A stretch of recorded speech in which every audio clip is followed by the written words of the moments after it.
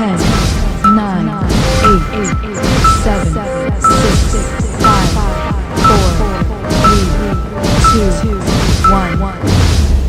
மக்கள் அனைவரும் ஆண்டவராகிய இயேசு கிறிஸ்துவின் திருப்பெயரை நான் வாழ்த்துகின்றேன். நீங்கள் வீட்டில் இருந்தபடி ஆன்லைன் மூலியமாக இந்த வழிபாட்டில் நீங்கள் கலந்து கொள்ளும்படி உங்களை அன்புடன் அழைக்கின்றேன். இந்த வழிபாட்டுக்கு ஆரம்பமாகும் நாம் கடவுளை நோக்கி ஜெபம் செய்வோம். எங்கள் அதிகமாக நேசிக்கிற எங்கள் அன்பின் ஆண்டவரே, இந்த அருமையான நாளை தந்தமைக்காக நன்றி செலுத்துவோம் சாமி. நாங்கள் அங்கங்கே தனித்தனியாக இருந்தாலும் ஆன்லைன் மூலியமாய் ஒரு உறவை தொடர்பை நீ ஏற்படுத்தியிருக்கின்றீர், அதற்காக நன்றி செலுத்துவோம் சாமி. இந்த வழிபாட்டிலும் நாங்கள் ஒரு மனதோடு நாங்கள் கலந்து கொள்ளவும் உடைய ஆசீர்வாதத்தை நாங்கள் பெற்றுக்கொள்ளவும் அருள் தர வேண்டுமாய் சொல்கிறோம் சாமி. அன்றை கேட்கிற மக்கள் அனைவரும் உடைய ஆசீர்வாதத்தை நிறைவாய் பெற்று அனுபவிக்க அருள் தருகிறார்கள். பாடல் வேலை, துதி வேலை, செய்தி வேலை அனைத்தும் உடைய பிரசனத்தை அணுகி உடைய பிரசனத்தை தந்து நீ மக்களை ஆசீர்வதிக்கிறார் சொல். பயபக்தியோடு இந்த வழிபாட்டிலே கலந்து கொள்ள கிருபைத்தார். நீரே ஆளுகை செய்கிறார். இந்த நிலைகள் மாறி நான் மறுபடியும் திருச்சபையில் ஒன்றாக கூடிய வழிபட அருள் தருகிறார். நான் பேசும் கேட்க நல்ல கடவுளை ஆமென். வழிபாட்டுக்கு ஆரம்பமாகவும் கடவுளை போற்றும் மனமாகவும் யாவரும் எழுந்து பாமாலை 22வது பாடலை நாம் பாடலாம். தூய தூய தூயா சர்வ வல்ல நாதா என்ற பாடலை யாவரும் எழுந்து நாம் பாடுவோம்.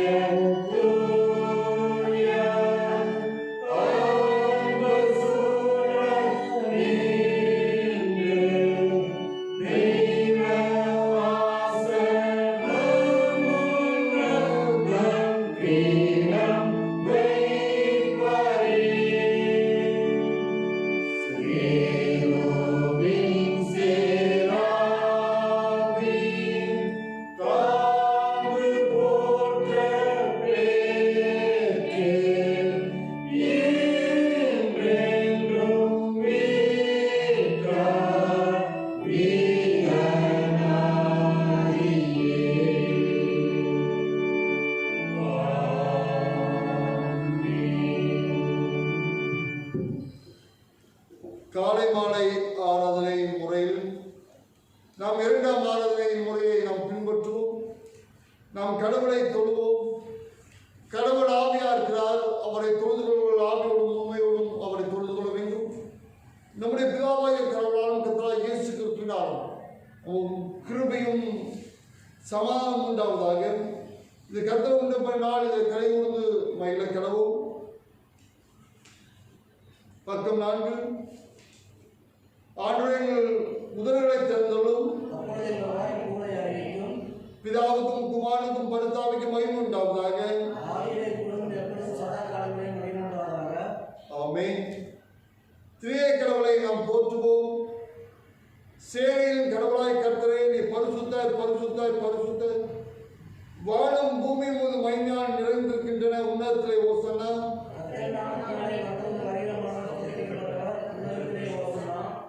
கடவுளை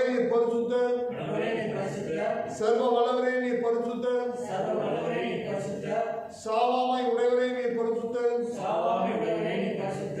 ஆண்டவரே எங்களுக்காக சிலுவையில் அறையுண்ட எங்கள் மீட்பரை எங்கள் மேல் கிருபையாயிரும். பரிசுத்த ஆவியாகிய ஆண்டவரே எங்கள் மேல் கிருபையாயிரும். ஆண்டவரே எங்கள் ஜெபங்களை மாறாமல் ஏற்றுக்கொண்டு எங்கள் மேல் கிருபையாயிரும்.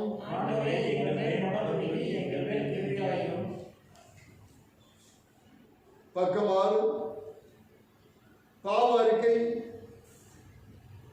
நமக்கு பாவமில்லை என்போமானால் நம்மை வஞ்சிக்கலாம். நமக்கு உண்மை இல்லை. நமது பாவங்களை அறிக்கைத்தால் பாவங்களை நமக்கு மன்னித்து எவ்வித அணிலும் நீங்கள் நம்மை சுத்திகரிப்பதற்கு அவர் நம்பத்தக்கும் நீதி முழுவதும்.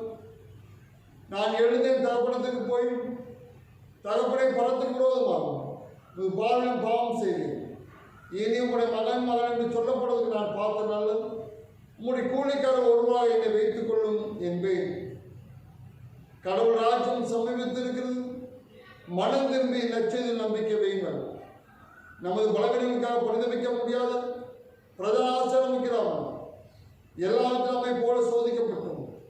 பாவமில்லாத பிரதான ஆசிரியரை நமக்கு இருக்கிறார். நாம் முழங்கால் படித்து மௌனமாக நம்மை சோதனை செய்வோம். நாம் பாவங்களை ஆண்டவரிடத்தில் அறிக்கை செய்வோம். ஆண்டவர் நம் பாவங்களுக்காக, மீறுதலுக்காக, அக்கிரமங்களுக்காக அவர் சிலுவிலை தன்னைத்தானே ஒப்பு கொடுத்தாரே. நமக்காக அடிக்கப்பட்டார், நமக்காக ஏளனப்படுத்தப்பட்டார், நமக்காக சிலுவிலே ஆணியால் அறையப்பட்டார். நம் பாவங்களுக்காக, நம் மீறுதலுக்காக அவர் காயப்பட்டாரே. நம் அக்கிரமங்களுக்காக அவர் நொறுக்கப்பட்டாரே. அவருடைய அன்பை, தியாகத்தை, அவர் நமக்கு செலுத்தின கிரயத்தை நாம் எண்ணி பார்ப்போம். மறுபடியும் அவரை வேதனைப்படுத்தாதபடி ஆண்டவரே நீ ரட்சியும் ஆண்டவரே என்னை பரிசுத்தப்படுத்தும் என்று நாம் கேட்போமா? அவருடைய தழும்புகளால் நாம் குணத்தை பெற்றுக்கொள்ள முடியும். அவருடைய இரக்கத்திற்காக நாம் கெஞ்சுவோம். ஆண்டவரே இரக்கமாய் என்னை கண்ணோக்கி அருளும் சாமி.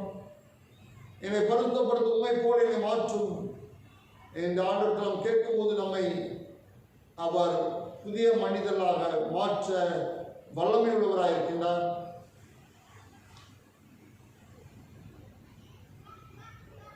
அவரை போலவே, அவருடைய குணத்தை போலவே நம்மை உருமாற்றுகிறவராக இருக்கின்றார். அவ்விடத்தில் நாம் தாழ்மையோடு கேட்போம். ஆண்டவரே என்னை மாற்றும் என்று கேட்போம். சர்வ வல்லமையும் கலவிடத்தும் நமது பாவங்களை தாழ்மையோடு அறைகிறோம். பின்வரும் பாவ அறிக்கை ஜெபங்களை, இரண்டாவது பாவ அறிக்கை ஜெபத்தை நாம் உள்ளத்தில் ஆழத்தில் உணர்ந்து நாம் சொல்வோம்.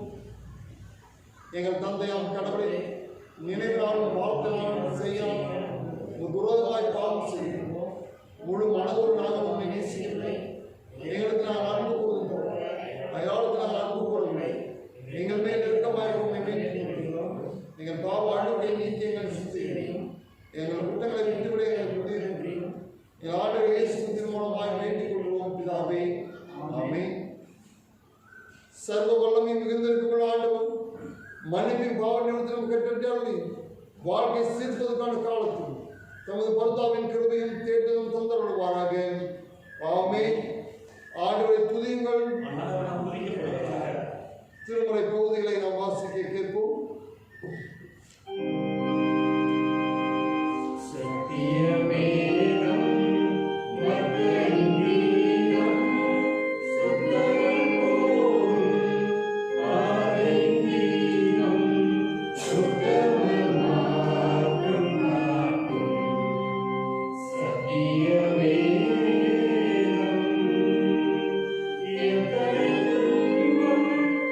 Yeah.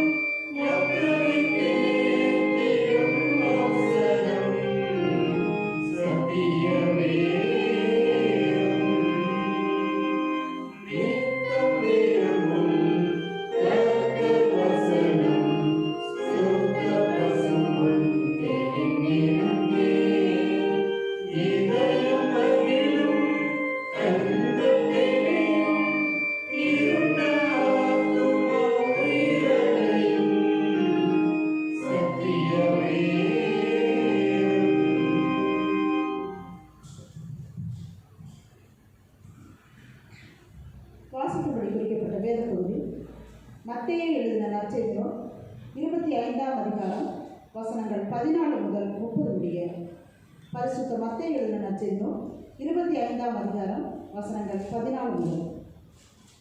அன்றியும் பரலோக ராஜ்யம் புறதேசத்துக்கு பிரயாணமாய் போகிற ஒரு மனுஷன் தன் ஊழியக்காரரை அழைத்து தன் ஆஸ்திகளை அவர்கள் வசமாய் ஒப்புக் கொடுத்தது போல் இருக்கிறது. அவனவனுடைய திறமைக்கு தக்கதாக ஒருவனிடத்தில் 5 தாலந்தும், ஒருவனிடத்தில் 2 தாலந்தும், ஒருவனிடத்தில் 1 தாலந்துமாக கொடுத்து உடனே பிரயாணப்பட்டு போனான். 5 தாலந்தை வாங்கினவன் போய் அவைகளை கொண்டு வியாபாரம் பண்ணி வேறு 5 தாலந்தை சம்பாதித்தான்.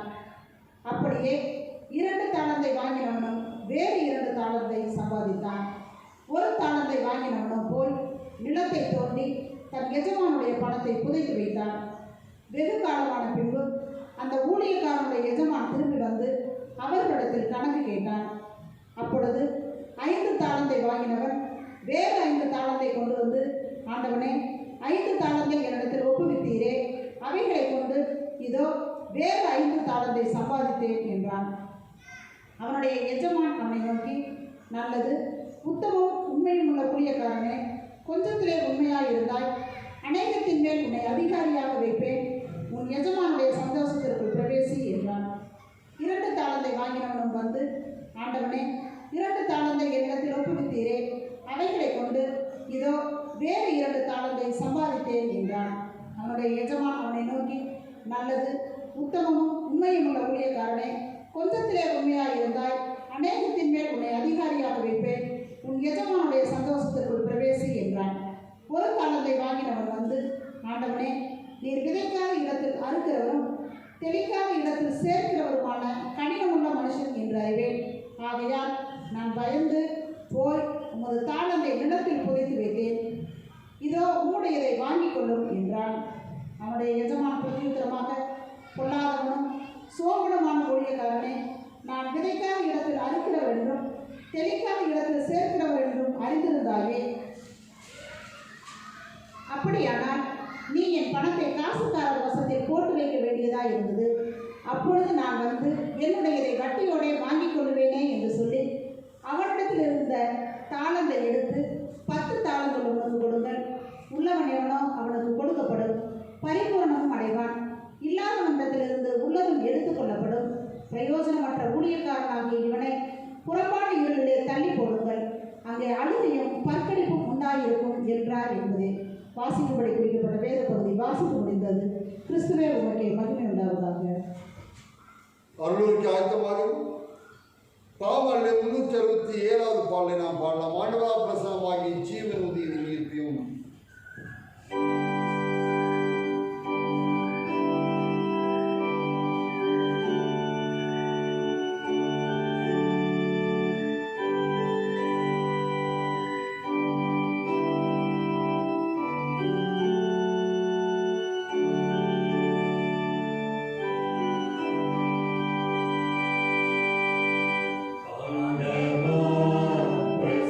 Prasanamagi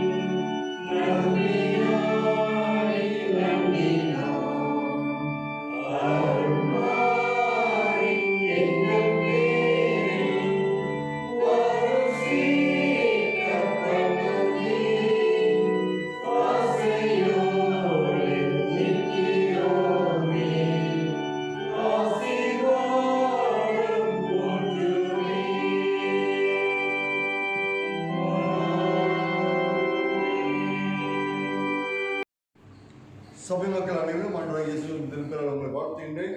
நாம் ஜெபம் செய்து இந்த அருளை நாம் தொடங்குவோம். ஜெபம் செய்வோம். எங்கள் அதிகமாக நேசிக்கிற எங்கள் அன்பின் ஆண்டவரே, உங்களுடைய வார்த்தையிலே நாங்கள் கேட்க இருக்கிறோம். உங்களுடைய வார்த்தையின்படி வாழ எங்களுக்கு உதவி செய்வீராக சாமி.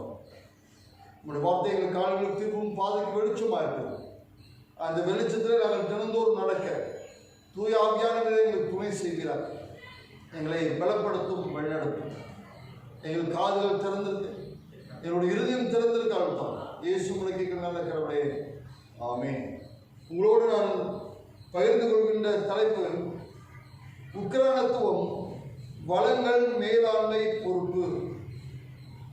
ஆங்கிலத்திலே சொல்கிறேன், ஸ்டுவர்ஷிப் ரெஸ்பான்சிபிள் ரிசோர்ஸ் மேனேஜ்மெண்ட் என்ற தலைப்பிலே உங்களோடு நான் பேச இருக்கின்றேன்.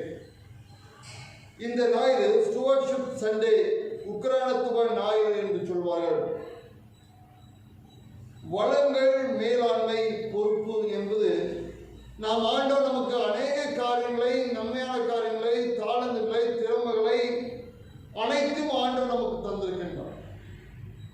அந்த காரியங்களை நாம் பொறுப்புடன் நாம் நிர்வகிக்கிறோமா, பொறுப்புடன் அவற்றை செயல்படுத்துகிறோமா என்பதுதான் இந்த நாளுக்கான அருளுரையாக இருக்கிறது. முதலாவது உக்கிரானத்துவம். ஒரு கிறிஸ்தவ பணியாளர் கிறிஸ்துவுக்காக நிறைவேற்ற வேண்டிய பணிகள். ஒரு கிறிஸ்துவ பணியாளர் ஆண்டவர் கிறிஸ்துவாய் நம்மை தெரிந்தெடுத்திருக்கின்றார். அவர் பிள்ளைகளாய் நம்மை மாற்றியிருக்கின்றார். அவர் பிள்ளைகளாய் மாற்றிருக்கின்ற அன்பின் ஆண்டவருக்காக நாம் எப்படிப்பட்ட பணிகளை நாம் செய்கின்றோம்? அனைவருக்கும் ஒரு பொறுப்பு இருக்கிறது, பணிகளுக்கான ஒரு பொறுப்பு இருக்கிறது. அந்த பொறுப்புகளை நாம் சரிவர நாம் நிறைவேற்றுகிறோமா? ஆண்டவர் நம்மை கிறிஸ்துவனாக தெரிந்தெடுத்திருக்கின்றார், அவர் பிள்ளைகளாக தெரிந்திருக்கின்றார். அவருக்காக நாம் சிறப்பாக பணிகளை செய்கிறோமா? அவருடைய விட்டு சென்ற இறை பணியை, தூது பணியை நாம் செய்கின்றோமா? மற்றவர்களை இயேசுவிடத்தில் அழைத்து வருகின்றோமா? அவர் நமக்கு நிறைய தாளங்களை தந்திருக்கின்றார், திறன்களை தந்திருக்கின்றார், கனிகளை தந்திருக்கின்றார். அதை ஆண்டவருக்காக நாம் பயன்படுத்தி வருகின்றோமா என்பது மிக முக்கியமானது. அதான் உக்கிரானத்துவம் என்பது பணி. ஆண்டவருக்காக பணிகளை நாம் நிறைவேற்றுகிறோமா? அது சிறிய காரியமாக இருக்கலாம், பெரிய காரியமாக இருக்கலாம், அது மதிப்புக்குரிய காரியமாக இருக்கலாம், மதிப்பற்றதாக இருக்கலாம். எதுவாக இருந்தாலும் கிறிஸ்துவுக்காக நாம் என்னத்தை செய்கிறோம்? கிறிஸ்து கொடுத்திருக்கின்ற, ஆண்டவர் கொடுத்திருக்கின்ற தாளந்துகளை கிறிஸ்துவுக்காக நாம் பயன்படுத்துகிறோமா என்பது மிக முக்கியமானது. அதை குறித்தான் திருமலையிலே நாம் பார்க்க இருக்கின்றோம். முதலாவதாக யாத்திராகமம் புத்தகம் 18ஆம் அதிகாரத்திலே 13 27 வரைக்கும் மோசேயின் அதிகார பகிர்வு. மோசே 13ஆம் வசனம், மறுநாள் மோசே ஜனங்களை நியாயம் விசாரிக்க உட்கார்ந்திருந்தார். ஜனங்கள் காலமே துவங்கி சாயங்காலம் மட்டும் மோசைக்கு முன்பாக நின்றார். மோசே ஜனங்களை நியாயம் விசாரிப்பதற்காக அமர்கின்றார். அங்கே எகிப்திலிருந்து 6 லட்சம் ஆண்கள், பெண்கள், குழந்தைகள், இப்படி பெரிய கூட்டம், திரள் கூட்டம், லட்சக்கணக்கான கூட்டம் இருக்கிறது. இப்படிப்பட்ட லட்சக்கணக்கான கூட்டம் இருக்கின்ற அந்த பெரிய சமூகத்திலே பல்வேறு பிரச்சனைகள், போராட்டங்கள், கருத்து வேறுபாடுகள், சண்டைகள், இப்படிப்பட்ட காரியங்கள் நிகழும்போது மோசே எடுத்து அந்த காரியங்களை கொண்டு வருகின்றார். மோசே அத்தனை மக்களையும் நியாயம் விசாரிக்கின்றார். எப்படி காலையிலிருந்து மாலை வரைக்கும் அமர்ந்து நியாயம் விசாரிக்க, மக்களும் காலையிலிருந்து மாலை வரைக்கும் அவருக்கு முன்பதாக அமர்ந்து அவருக்கு முன்பதாக நிற்கின்றார். இதை பார்த்த மோசேயோட மாமனார் கண்டு மோசேக்கு ஒரு அறிவுரை சொல்கின்றார். நீர் ஒன்றாய் உட்கார்ந்திருக்கவும் ஜனங்கள் எல்லாரும் காலமே துவங்கி சாயங்காலம் மட்டும் முன்பாக நிற்கவும் வேண்டியது என்ன என்றார். அவர் கேள்வி கேட்கிறார், நீ எப்படி மக்கள் காலையிலிருந்து சாயங்காலம் வரைக்கும் நிற்கிறாங்களே, மக்களுக்கும் கஷ்டம், உமக்கும் கஷ்டம், காலையில் சாயங்காலம் உட்கார்ந்துட்டே இருக்கிறீங்க, பேசிட்டே இருக்கிறீங்க, இதனால் உமக்கும் கஷ்டம், ஒரு ஆலோசனை சொல்கின்றார். அது 17ஆம் மோசேயின் மாமனார், நீ செய்கின்ற காரியம் நல்லதல்ல, நீரும் உம்மோடு இருக்கிற ஜனங்களும் தோய்ந்து போவீர்கள், இது உமக்கு மிகவும் பாரமான காரியம், நீர் ஒருவராய் அதை செய்ய உம்மாலே கூடாது என்று சொல்லி ஒரு ஆலோசனை சொல்கின்றார். 21ஆம் வசனம் இவ்வாறாக தொடங்குகிறது. ஜனங்கள் எல்லோருக்குள்ளும் தேவனுக்கு பயந்தவரும். ஒரு 4 காரியங்கள் சொல்லப்படும். இப்படிப்பட்ட மனிதர்களை நீ தேர்ந்தெடு. எப்படி? முதலாவது, கடவுளுக்கு பயந்தவர்கள், உண்மை உள்ளவர்கள், பொருளாசை இல்லாதவர்கள், திறமை உள்ளவர்கள். முதலாவது திறமை உள்ளவர்களை தேர்ந்தெடுக்கவில்லை, முதலாவதாக கடவுளுக்கு பயந்தவர்களை தேர்ந்தெடுக்கின்றார். உண்மை உள்ளவர்கள், பொருளாசை இல்லாத, திறமை உள்ள 4 பேர்த்தை 70 பேர்த்தை தேர்ந்தெடு என்று சொல்கின்றார். அதை எவ்வாறாக இப்படிப்பட்ட குவாலிட்டி உள்ளவர், இப்படிப்பட்ட குணமுள்ளவர்களை 1000 பேருக்கும் 500 பேருக்கும் 50 பேருக்கும் 10 பேருக்கும் மதிப்பீடாக ஏற்படுத்து. மக்களை கொஞ்சம் கொஞ்சமாக பிரித்து இவனுக்கு ஒரு தலைவரை ஏற்படுத்தி இப்படிப்பட்ட குணமுள்ளவர்களை நீ ஏற்படுத்து. அவெல்லாம் விசாரிக்கட்டும், வருகின்ற பிரச்சனைகளை காரியங்களை அவள் விசாரிக்கட்டும். விசாரித்து பின்பதாக உன்னிடத்தில் பெரிய காரியங்கள் முடியாத காரணம் உன்னிடத்தில் வரட்டும், நீ விசாரி. நீ விசாரித்து அதற்கு காரியங்களை செய் என்று அவர் சொல்கின்றார். அவர் ஆலோசனை, நல்ல ஒரு ஆலோசனை தருகின்றார். ஏனென்றால் மக்களும் கஷ்டப்படுகிற காலையிலிருந்து மாலை வரைக்கும் அங்கே அமர்ந்து தன்னுடைய நியாயத்தை மோசடித்து சொல்ல, மோசை காலையிலிருந்து சாயந்தரம் வரையும் அந்த காரியத்தை அவர் சொல்ல, இருவருக்கும் நேரம் பிரச்சனைகள், உடல் ரீதியான பிரச்சனைகள், மன ரீதியான பிரச்சனை, இப்படி பல்வேறு பிரச்சனைகள் இருக்கிறது. அதுக்கு ஒரு நல்ல ஆலோசனையை அவர் சொல்கின்றார். மோசடித்தில் அத்தனை ஆயிரக்கணக்கான மக்கள் வந்து ஒன்றாக கூடி மோசடித்தில் நியாயம் கேட்கும் போது மோசைக்கு ஒரு எண்ணம் வந்துடலாம், இத்தனை பேர் இருக்கிறாங்களே என்னை சுற்றி, இத்தனை பேர் ஒரு நியாயத்தை கேட்பதற்காக நிற்கிறார்களே என்று ஒரு பெருமை வந்துவிடும். அல்லது அதிகார குவிப்பு மோசைக்கிடத்தில் மட்டும் இருக்கலாம். அந்த அதிகார குவிப்பு அது எதேச்ச அதிகாரத்திற்கு, வன்முறைக்கு, பல்வேறு சிக்கல்களுக்கும் அது வழிநடத்தி விடும். அது அதிகார குவிப்பு என்பது எதேச்ச அதிகாரத்தை தோற்றுவித்துவிடும். அதனால்தான் மோசே நல்ல ஒரு ஐடியா சொல்கின்றார். நீ மக்களை பிரித்து விடு, 1000 பேருக்கும் 500 பேருக்கும் 50 பேருக்கும் 10 பேருக்கும் அதிபதிகளை ஏற்படுத்து. அவர்கள் எப்படிப்பட்டவர்களாக இருக்க வேண்டும் என்று 4 காரியங்கள் சொல்லப்படுகிறது. இதே போலதான் திருச்சபையும் ஒரு கமிட்டியை உருவாக்கி, அதற்கு தலைவரை உருவாக்கி, செயலர் பொருளரை உருவாக்கி, கமிட்டி அங்கத்தினரை உருவாக்கி இருக்கிறது. அது திருச்சபையின் பொறுப்புகள் இப்படிப்பட்ட ஒரு குழுவிடத்தில் இருக்க வேண்டும். அவர்கள் எல்லாத்தையும் நிர்வகிக்க வேண்டும் என்று ஒரு பொறுப்பை கொடுக்கப்பட்டிருக்கிறது. ஒரே ஒரு தலைமைத்துவத்தில் இருந்தால் அது எதேச்ச அதிகாரத்தை ஏற்படுத்திவிடும். பல்வேறு சிக்கல்களுக்கு அதை வழிபடுத்திவிடும். பண ஆசைக்கு, பொருளாசைக்கு இட்டு சென்றுவிடும். ஆண்டவர் நமக்கு இப்படிப்பட்ட பொறுப்புகளை கொடுத்திருக்கும் போது அந்த பொறுப்புகளை நாம் எவ்வாறு நிர்வகிக்கிறோம்? மோசே கொடுக்கப்பட்ட பொறுப்பை அவன் இறுதி வரை அந்த பொறுப்புகளை நிலைத்திருந்தான். அந்த பொறுப்பை சரிவர அவர் செய்தார். கானானுக்கு செல்லும் வரை அவர் கொடுக்கப்பட்ட பொறுப்பை உண்மை முத்தமத்தோடு அவர் செய்தார். அந்த எந்தவித குற்றச்சாட்டு மோசேயிடத்தில் சொல்லாதபடி, மோசேக்கு விரோதமாக சொல்லாதபடிக்கு அவர் தன் பொறுப்புகளை உண்மையோடு இருந்தார். நமக்கு கொடுக்கப்பட்ட பொறுப்புகளை நாம் பகிர்ந்து அளிக்கின்றோமா? நமக்கு கொடுக்கப்பட்ட பொறுப்புகளை உண்மையோடு நாம் செய்கின்றோமா என்பது மிக முக்கியமானது. நமக்கு கொடுக்கப்பட்ட பொருளை நாமே வைத்துக் கொண்டு அது யாருக்கும் சொல்லித்தராமல் இருக்கிற மக்களும் உண்டு. எனக்கு தெரிஞ்ச இருக்கிறார், அவருக்கு தான் தெரியும் யாரை எந்த டிஸ் கூப்பிடுறது, யாரை கூப்பிட வேண்டாம். திருச்சபையின் காரியங்கள் எல்லாமே அவர் தான் செய்வார் தனியாக. வேற யாருக்குமே எதுவுமே தெரியாது. மக்களும் சொல்லுவாங்க, இவரே இருந்துட்டு இருக்கிறார், இவரே செய்யறாரு, அவர் போயிட்டா யாருக்கு தெரியும், என்ன தெரியும், என்ன பண்ணுவாங்க? ஏனென்றால் நாம் பொறுப்புகளை மற்றவர்களுக்கு கொடுக்க நாம் மறுத்து விடுகிறோம். ஏனென்றால் தனக்கு மதிப்பில்லாமல் போய்விடும். தன்னை மக்கள் மதிக்க மாட்டார்கள், தன்னை மக்கள் உயர்வாக எண்ண மாட்டார்கள், நமக்கு கிரிப் இல்லாமல் போய்விடும் என்று பொறுப்பிலே இருக்க வேண்டும் என்று அநேகர் நினைப்பது உண்டு. நாம் எப்படிப்பட்ட பொறுப்பிலே நாம் இருக்கிறோம், கொடுக்கப்பட்ட பொறுப்பிலே எவ்வாறாக நாம் உண்மையோடு நாம் செய்கிறோம் என்பது மிக முக்கியமானது. மோசே கொடுக்கப்பட்ட பொறுப்பு அவர் அழகாக பகிர்ந்து கொடுக்கிறார். மாமனார் சொன்னதை உடனே கேட்டு அது அந்த பொறுப்பை நான் எனக்கே வைத்துக் கொள்ள வேண்டும் என்று அவர் நினைக்காமல் அப்படிப்பட்ட காரியங்களை உடனே செய்கின்றார்.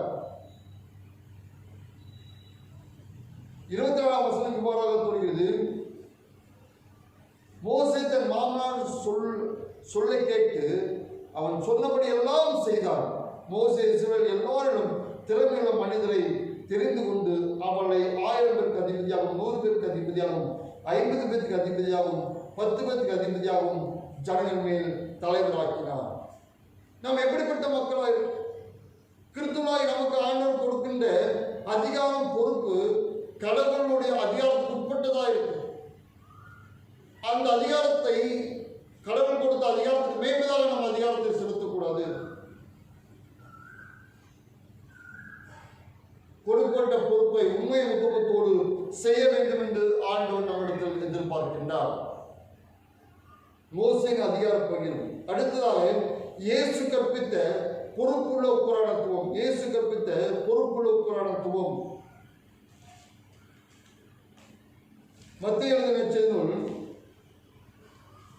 25வது அதிகாரத்தில் நாம் திருப்பிக் கொள்வோம். 25வது அதிகாரம் 14வது வசனத்திலிருந்து நாம் திருப்பிக் கொள்வோம். ஆண்டவர் ஒரு ஊமையை சொல்கின்றார். அன்றி பரலோகராஜ்யம் புரதேசத்துக்கு பிரயாணமாய் போகிற ஒரு மனுஷன் தன் ஊழியக்காரை அழைத்து தன் ஆஸ்தியில் அவர்கள் வசமாய் ஒப்புவித்தது போல இருக்கிறது. அவனுடைய திறமைக்கு தக்கதாக ஒருவனுக்கு 5 தாலந்தும் ஒருவனுக்கு 7 தாலந்தும் ஒருவனுக்கு 1 தாலந்துமாக கொடுத்து உடனே பிரயாணப்பட்டு போனான். பகிர்ந்து கொடுக்கிற ஒரு மனிதன் தன் உடனிருந்த வேலையாட்கள் எடுத்து தனக்கு வேலை இருக்கின்ற மக்கள் எடுத்து ஒருவனுக்கு 5 திறமைக்கு தகுந்த தாளந்துகளை அவர் கொடுக்கின்றார். 5, 2, 1 அவர் சொல்ல மறுபடியும் நான் வரும்போது இந்த தாளங்களை திருப்பி தர வேண்டும் என்ற பொறுப்பு தான் அந்த பொறுப்பு. அது எப்படி தருகிறார் என்பதுதான் அடுத்த காரியத்திலே அவர் சொல்கிறது. 5 தாளந்து வாங்கினவன் மறுபடியும் 5 தாளந்து சம்பாதிக்கின்றார். 2 தாளந்தை வாங்கினவன் 2 தாளந்தை கூடுதலாக சம்பாதிக்கின்றார். 1 தாளந்தை வாங்கினவனோ அவன் அந்த தாளந்தை நிலத்திலே பொதித்து விடுகின்றார். மறுபடியும் எஜமான் வந்து கேட்கின்றார். 19ஆம் வசனத்திலே வெகு காலத்துக்கு பின்பு அந்த ஊழியக்காரன் எஜமான் திருப்பி வந்து அவனிடத்தில் கணக்கு கேட்டான். 5 தாளந்து வாங்கினவன் வேறு 5 தாளந்தை நான் சம்பாதித்தேன் என்று சொல்லி அவனிடத்தில் கொடுக்கிறான். அவனுடைய எஜமான் அதுக்கு கணக்கு கொடுக்கும்போது அதுக்கான பலனை பொறுப்பை ஆசீர்வாதத்தை தருகின்றான். அவனுடைய எஜமான் அவனை நோக்கி, நல்லது, உத்தமம் உண்மையுள்ள ஊழியக்காரனை கொஞ்சத்தில் உண்மையாக இருந்தான், அநேகத்தில் உண்மை அதிகாரியாய் வைப்பேன் என்று எஜமானுடைய சந்தோஷத்தில் பிரவேசி 2 காரியத்தை ஆசீர்வாதத்தை தருகின்றான், பலனை தருகின்றான். அநேகத்தின் மேல் உன்னை அதிகாரியாக வைப்பேன், உன் எஜமானுடைய சந்தோஷத்தில் பிரவேசி. அநேகத்தை அடுத்த பதவி, அடுத்த ஒரு உயர்வு, அடுத்த ஆசீர்வாதத்தை அவர் தருகின்றார். அது கொஞ்ச காலத்தில் உண்மையா இருந்தனால் அநேகத்தில் அதிகாரியாக வைக்கின்றார். அவன் கொடுக்கப்பட்ட 5 தாளந்தை 10 தாளந்தாய் மாற்றினால் அவனுக்கு அதிக பொறுப்பை எஜமான் தருகின்றார், அதிகாரத்தை தருகின்றார். அதே போல் 2 தாளந்து வாங்கினவன் மேலும் 2 தாளந்தை சம்பாதித்தினால் அதே காரியத்தை தருகின்றார். 23ஆம் வசனத்திலே கொஞ்சத்தில் உண்மையா இருந்தால் அநேகத்தின் முன் அதிகாரியாக வைப்பேன், உன் எஜமானுடைய சந்தோஷத்தில் பிரவேசி என்றார். 1 தாளந்து வாங்கினவன் மறுபடியும் வருகின்றான். ஆண்டவரே, நீ விதைக்காத இடத்தில் அறுக்கிறவன் தெளிக்காத இடத்தில் சேர்க்கிறமான கடினமுள்ள மனுஷன் என்று அறிவேன், ஆகையால் இதை நான் புதைத்து விட்டேன் என்று சொல்கிறார். ஆண்டவர் நமக்கு அநேக தாளந்துகளை, திறமைகளை தருகின்றார். தாளந்து என்பது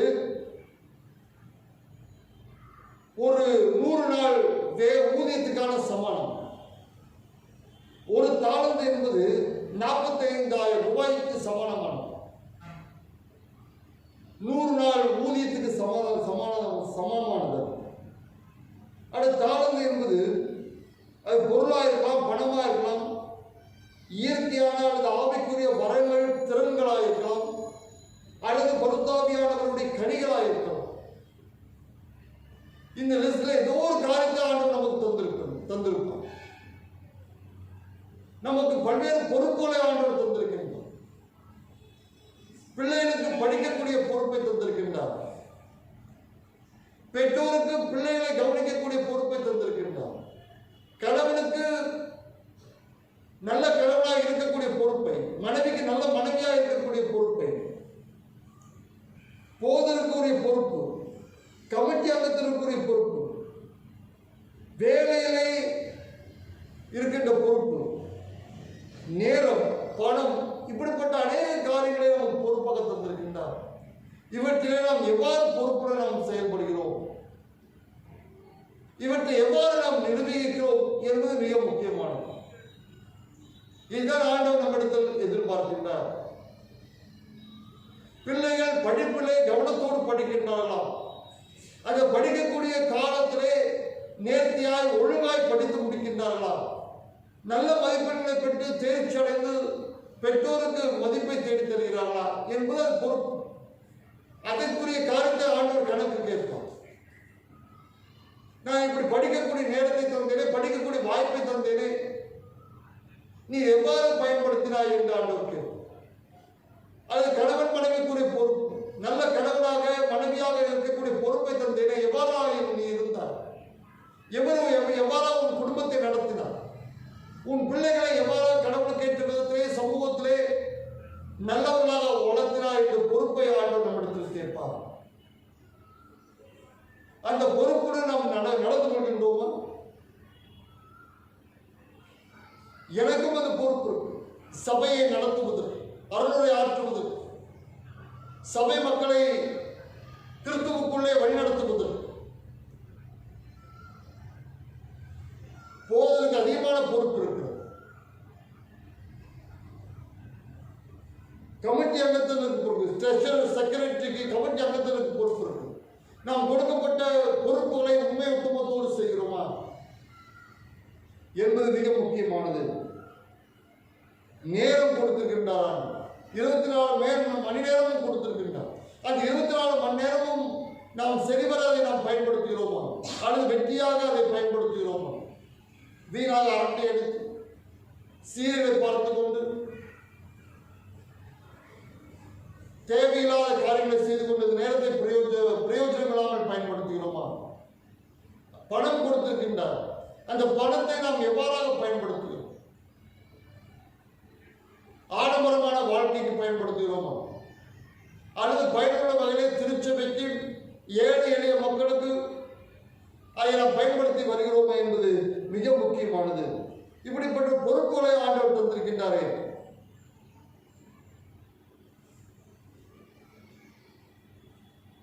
நாம் எந்த அளவுக்கு அந்த பொறுப்புடன் நாம் நடந்து கொள்கின்றோம்?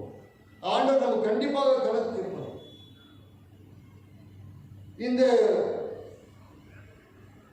பகுதியிலும் அந்த மனிதன் அவராக தான் கணக்கு கேட்கின்றார்.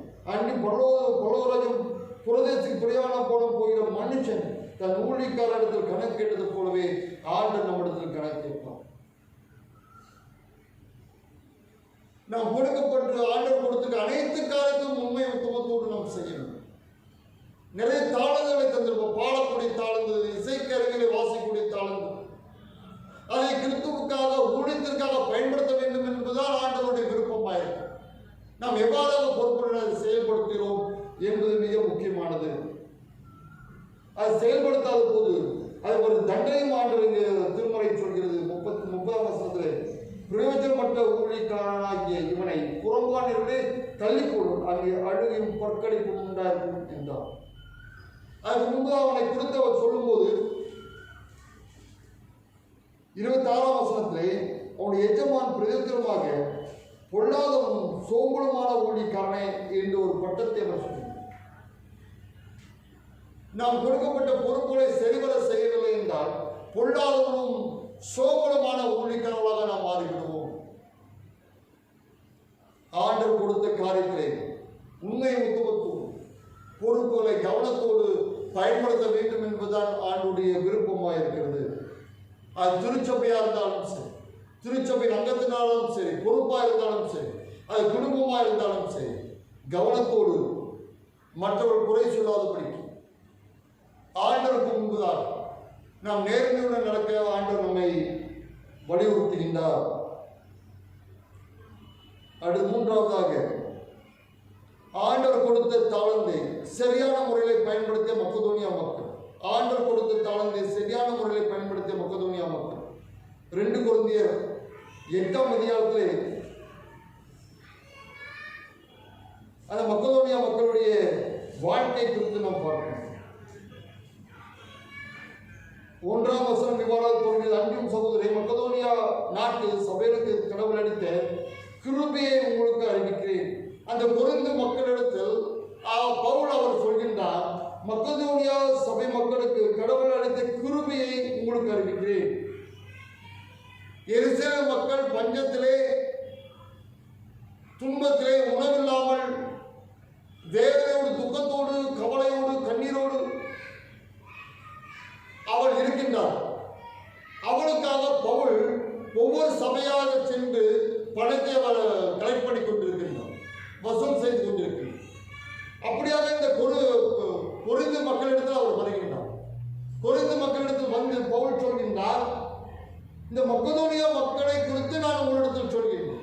அவள் எவ்வாறாக ஆண்டவர் கிருபை அளித்திருக்கின்றார், ஒரு சிறப்பான கிருபை அவள் தந்திருக்கின்றார் என்று ஒரு எடுத்துக்காட்டாக அவளிடத்தில் சொல்கின்றார். அது என்ன கிருபை என்றால், அந்த மக்கதோனியா மக்களிடத்திலே அந்த பகுதியிலே நிலநடுக்கம் ஏற்பட்டது, பெரிய வெள்ளப்பெருக்கு ஏற்பட்டது. இதனால் அந்த மக்கதோனியா மக்கள் மிகவும் வேதனைப்பட்டார்கள், கஷ்டப்பட்டார்கள், பாடுகளுக்கு உட்படுத்தப்பட்டார்கள். அப்படிப்பட்ட நிலையில தான் பவுல் வந்து இவரிடத்தில் கேட்கிறார், எருசலேம் மக்களுக்கான, ஏழை மக்களுக்கான உதவிக்காக கேட்கிறார். 2ஆம் வசனம் இவ்வாறாக: அவர்கள் மிகுந்த உபத்திரவத்தினாலே சோதிக்கப்பட்டிருக்கையில் கொடிய தரித்திரமுடையவர்களாய் இருந்தும் தங்கள் பரிபூர்ண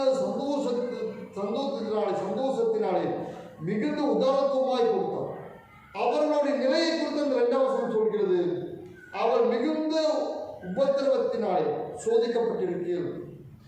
அவருடைய நிலையை குறித்து சொல்கிறது, கொடிய தரித்திரமுடையவர்களாய் இருந்தும் தங்கள் பரிபூர்ண சந்தோஷத்தினால் மிகுந்த உதாரணத்துவமாய் கொடுத்தார். எந்த ஒரு வசனங்கள், எந்த ஒரு கலக்கங்களை கேட்டவுடனே உதாரணத்துவமாய் கொடுத்தார். அவளே கஷ்டப்படுகிறாள், வேதனையில் இருக்கிறார்கள், வருத்தத்தில் இருக்கிறார்கள், வறுமையில் இருக்கிறார்கள், ஆனால் உதாரணத்துவமாய் கொடுக்கிறார்கள். மேலும் அவர்கள் தங்கள் திராணிக்கு தக்கதாகவும் தம் திராணிகளை மிஞ்சியும் கொடுக்கவும் தாங்களே மனமுள்ளவர்களாய் இருந்தார்கள் என்பதற்கு நான் சாட்சி. இதை நான் அவளை கம்பல் பண்ணல, நீங்க கண்டிப்பா கொடுங்க, இவ்வளவு கொடுக்க வேண்டும் என்று நான் கம்பல் பண்ணல, அவள் கட்டாயப்படுத்தவில்லை. திராணிக்கு மிஞ்சியும் அவள் கொடுத்தார்கள். எவ்வளவு அழகாய் அவர்கள் கொடுக்கின்றோம், உதாரணத்துவமாய் கொடுக்கும். வறுமையில் இருக்கிற மக்கள், கஷ்டத்தில் இருக்கிற மக்கள், நீ பூகம்பத்தினால், பூமி எதிர்ச்சினால் பாதிக்கப்பட்ட நிலை, வெள்ளப்பெருக்கில் பாதிக்கப்பட்ட நிலை, இப்படி எருசலேம் மக்கள் கஷ்டப்படுகிறார்களே என்ற செய்தியை கேட்டவுடனே அவர் கட்டாயப்படுத்தி பவுலிடத்தில் கொடுக்கின்றார். தங்கள் மனதுள்ளவர்களாக இருந்தார்கள் என்பதற்கு நானே சாட்சியாக இருக்கிறேன். கட்டாயப்படுத்தி கொடுத்தார்கள். தங்கள் உபகாரத்தில் பொருத்தவான்கள் செய்யப்படும் தர்ம ஊழியத்தின் பங்கையும் நாங்கள் ஏற்றுக்கொள்ளும்படி அவர்கள் எங்களை மிகவும் ஏற்றுக்கொண்டார். நீங்க வாங்காமல் போயிடாதீங்க, கண்டிப்பா வாங்கிட்டு போங்க என்று அவர்களிடத்தில் கொடுக்கின்றார்கள். மேலும் தாங்கள் நினைத்தபடி கூடாமல் கடவுளுடைய சித்தத்தினாலே முன்பு தங்களை தாங்களே கர்த்தருக்கு பின்பு எங்களுக்கும் ஒப்புவித்தார். அவர்களையும் அவர் கொடுத்து நாம் கொடுக்கப்பட்ட பொறுப்புகளை எவ்வாறாக நாம் செய்கின்றோம், பணத்தை எவ்வாறாக நிர்வகிக்கிறோம். இவருடைய பணத்தை அழகாக நிர்வகிக்கின்றார், பொறுப்புடன் நிர்வகிக்கின்றார். ஏழைகளுக்கு உதவி செய்ய வேண்டும் என்ற எண்ணம் அவளுக்கு. ஆண்டு நமக்கு பணத்தை கொடுத்திருக்கின்றார், பொருட்களை கொடுத்திருக்கிறார், நல்ல குணத்தை கொடுத்திருக்கின்றார். நாம் மற்ற இடத்தில் அன்பா இருக்கிறோமா? மற்ற இடத்தில் அன்பு செலுத்துகிறோமா? பொறுமையா இருக்கிறோமா? மற்றவர்களுக்கு நாம் உதவி செய்கிறோமா? ஏழைகள் பால் கரிசனை உள்ளவர்களாக நாம் இருக்கிறோமா? நான், என் குழந்தைகள், என் குடும்பம், என் வாழ்வு என்று நாம் ஒரே வட்டத்துக்குள்ளே சுத்திக் கொண்டிருக்கிறோமா? ஏழைகளுக்கு இருக்கிறவன் கர்த்தருக்கு கடன் கொடுக்கிறான் என்று சொல்லியிருக்கிறார். அது நேரம் இருந்தாலும், அது பணம் இருந்தாலும், திறமைகள் இருந்தாலும், தாளம் எதுவும் இருந்தாலும் ஆண்டவருக்காக நாம் பயன்படுத்தவில்லை என்றால், அது செய்திவரை நாம் மேனேஜ் பண்ணவில்லை என்றால், கொடுத்த அனைத்தும் வீணாய் போய்விடும். ஆண்டவர் கணக்கு கேட்கிறவர்களாக இருக்கின்றார். நாம் எப்படிப்பட்ட மக்களாய் நாம் வாழ்ந்து கொண்டிருக்கிறோம்? ஆண்டவர் தந்த ஈவுகளை பயன்படுத்தாமல் போனால் அதை நாம் அவரை எதிர்க்கிறவர்களாக, அவரை ஏமாற்றுகிறவர்களாக நாம் மாறிவிடுவோம். அத்தனையும் கொடுத்த ஆண்டவர் நம்மை பார்த்து கொண்டிருப்பார். பயன்படுத்துவார்களா, கொடுப்பார்களா என்ற ஆண்டவர் அத்தனையோடு நம்மை பார்த்து கொண்டிருப்பார். அதை பயன்படுத்தவில்லை என்றால் ஆண்டவரை நாம் ஏமாற்றுகிறவர்களாக இருப்போம். ஆண்டவருடைய பொறுப்பை ஆண்டவர் நமக்கு கொடுத்திருக்கின்றார். அது முடிந்தவரை, நம் வாழ்வின் கடைசி வரை கிறிஸ்துவுக்காக, கிறிஸ்துவின் பணிக்காக நம்மளுடைய திறமை, ஆற்றல், அறிவு, ஞானம், பணம் அனைத்தும் கடவுளுக்கு நாம் அர்ப்பணிக்கிறோம். நாம் அர்ப்பணிக்கும் போது, நாம் கொடுக்கும் போது ஆண்டவர் நம்மை ஆசீர்வதிக்கக்கூடியவரார். ஆண்டவர் நம்மை உயர்த்தக்கூடியவரார். ஆண்டவர் நம்மை மகிழ்ச்சிக்கு பாத்திரவனாக நம்மை ஆண்டவர் மாற்றுவார். கொடுக்கப்பட்ட காலத்தில் உண்மையோடு இருப்போம். ஆண்டவர் தம்மை நம்மை ஆசீர்வதிப்பாராக. ஆமென். ஜெபம் செய்வோம். என் அதிகமாய் நேசிக்கிறேன் அன்பின் ஆண்டவரே, இந்த உக்ரானத்துவத்தில் நீர் கொடுத்த ஆசீர்வாதங்கள், நீர் கொடுத்த நேரம், திறமை, அறிவு, பணம் அனைத்தும் கவனத்தோடு நாங்கள் செயல்பட எங்களுக்கு உதவி செய்கிறார்கள் சார். நாங்கள் தவறாக பயன்படுத்தி இருந்தால், அதை வைத்து யாருக்கும் பயன்படாமல் வைத்திருந்தால் என்னோடு பேசும் சாமி. நாங்கள் சரிவர பயன்படுத்த, பொறுப்புள்ளவர்களாய் நடந்து கொள்ள எங்களுக்கு தூய ஆவியானவரை எங்களுக்கு துணை செய்கிறார். ஆண்டவருடைய வருகை போதும் நாங்கள் ஆண்டவருடைய சமூகத்தில் சரியான கணக்கை கொடுக்கக்கூடியவர்களாய் நாங்கள் இருந்ததை எங்களுக்கு உதவி செய்கிறார் சார். உங்களுடைய வங்கியாதபடி, ஏமாற்றாதபடி எங்களுக்கு உதவி செய்யும். பேசுங்களை கேட்க நல்ல கடவுளே. ஆமென்.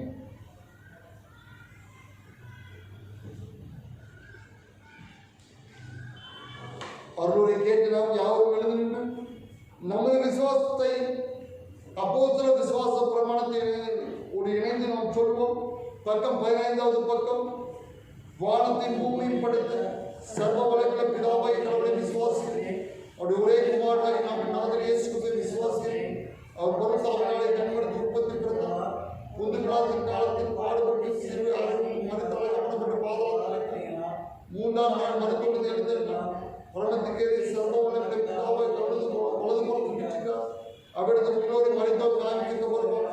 பரிசுத்தாவியை விசுவாசி, பொதுவார்க்கு போசனை, பரிசுத்தவான் ஐக்கியம், பாவமன்னிப்பு, சரீரத்தில் நித்திய ஜீவனுக்கு விசுவாசிக்கிறேன். ஆமென். ஒரே ஒரு அறிவிப்பு. ஒவ்வொரு வாரமும் ஞாயிறு பள்ளி ஞாயிற்றுக்கிழமை 11 மணிக்கு யூடியூப்ல அதை நடந்திருக்கின்றார்கள். திருமண்டலம் நடந்து கொண்டிருக்கிறது. சபை மக்கள் உங்களுடைய பிள்ளைகளை அந்த யூடியூப்ல வருகின்ற ஞாயிறு பள்ளி கிளாஸுக்கு தயார்படுத்தும்படி, அதை பார்க்க வைக்கும்படி உங்களை அன்புடன் கேட்டுக்கொள்கின்றேன். காணிக்கை பாடலாக கிறிஸ்துவுக்கு 187வது பாடலை நாம் பாடலாம். தந்தை இயேசுவே என்ற பாடலை நாம் பாடும்போது நீங்கள் வீட்டில் இருந்தபடி உங்களுடைய காணிக்கைகளை நீங்கள் மறவாமல் எடுத்து வைத்துக் கொள்ளும்படி உங்களை அன்புடன் கேட்டுக்கொள்கின்றேன்.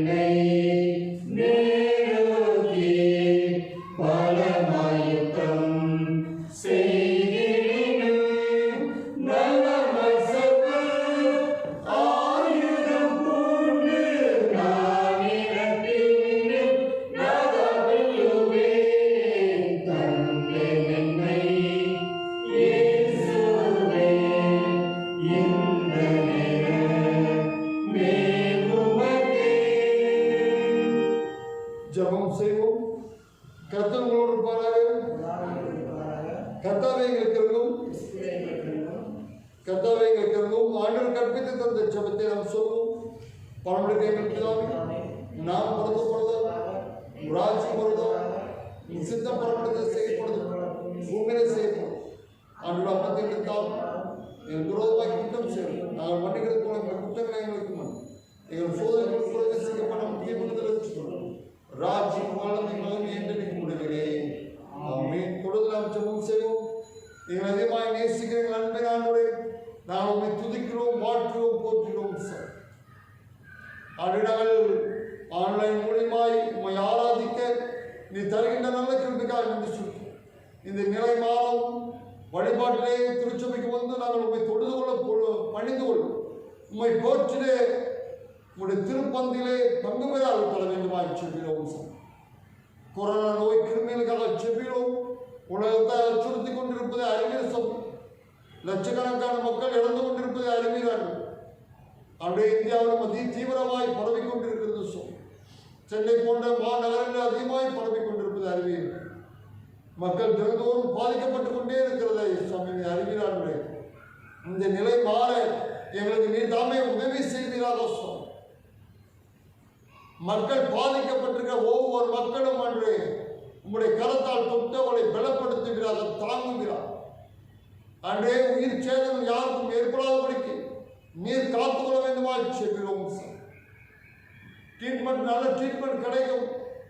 அன்றே சீக்கிரத்தில் மக்கள் ரெக்கவரி ஆகவும் திருப்பி தர வேண்டுமா செல்கிறோம். உலகத்தில் ஒவ்வொரு மக்களுக்காக செல்கிறோம். அவர் நல்ல ட்ரீட்மெண்ட் பெற்று சீக்கிரத்தில் குணமடைந்து வீடு திரும்ப உங்களுக்கு நன்றி செலுத்த திருப்பி தர வேண்டுமா செல்கிறோம். மக்கள் தங்கள் பாவங்களை உணரவும் திருப்பி தர வேண்டுமா. இது ஏன் நடந்தது, எது நடந்தது என்று அறிவியல் பூர்வமாய் சிந்திக்காதபடிக்கு இதுக்கான மூல காரணங்களை சிந்தித்து மக்கள் மனமாற அருள் தர வேண்டுமா சொல்கிறோம். மக்கள் தங்கள் பாவங்களை விட்டு அக்கிரமங்களை விட்டு மனமாற அருள் தர வேண்டுமா என்ற மண்டபம் சார். இது போல இனி இப்படிப்பட்ட நோய்கள் வந்து மக்களை கொள்ளாதபடிக்கு நீ காத்துக்கொள்ள வேண்டுமா சொல்கிறோம் சார். மிகப்பெரிய ஒரு மாற்றத்தை மக்கள் மத்தியில் நீ தருகிறார். உண்மை தேடக்கூடிய, நேசிக்கக்கூடிய, உண்மை சொந்த ரட்சகராக மக்கள் ஏற்றுக்கொள்ள ஆண்டு கிருபைத்தான். கிறிஸ்துவ நாடுகள் என்று சொல்லிக் கொள்கின்ற நாடுகள் உண்மை மறந்து போனார்கள் சார். சபைகள்லாம் மாடுகளாக விளையாட்டு மைதானங்களாக மாறிப்போனது. அவர்களும் மனமாறவும் உன் பக்கம் திரும்பவும் அருள் தர வேண்டுமா சொல்கிறோம் சார். நாட்டில் எங்க பார்த்தாலும் கொலை, கொள்ளை, பாலியல் வன்கொடுமைகள், விபத்துகள், இப்படிப்பட்ட காரியங்கள் நடந்து கொண்டிருப்பதை அறிவிச்சோம். இந்த நிலைகள் மாற கிருபித்தார். ஏழை ஏழை மக்கள் பாதிக்கப்பட்டுக் கொண்டே இருக்கிறார்கள் சார்.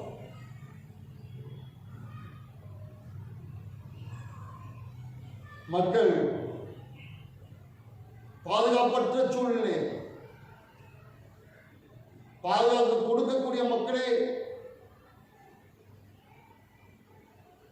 அந்த இடத்துல பாதுகாப்பு இல்லாத நிலையிலே மக்கள் இருக்கிறதை அறிவித்து சொன்ன மக்களை பாதுகாத்துக் கொள்கிறார். பெண் குழந்தைகளை பாதுகாத்துக் கொள்கிறார். தினந்தோறும் செய்திகளை கேட்டுக்கொண்டே இருக்கிறோம். பெண் குழந்தைகள் முதற்கொண்டு பெரியவர்கள் வரைக்கும் பாதுகாக்கப்பட கிருபை தருகிறார்கள். இப்படிப்பட்ட தீமை நிறைந்த மக்கள் மனமாற ஆண்டவர் தாமே உதவி செய்கிறார். பணத்துக்காக கொலை செய்கின்ற மக்கள், ஜாதிய வெறியினால் கொலை செய்கின்ற மக்கள் மனமாற கிருபை தருகிறார்கள்.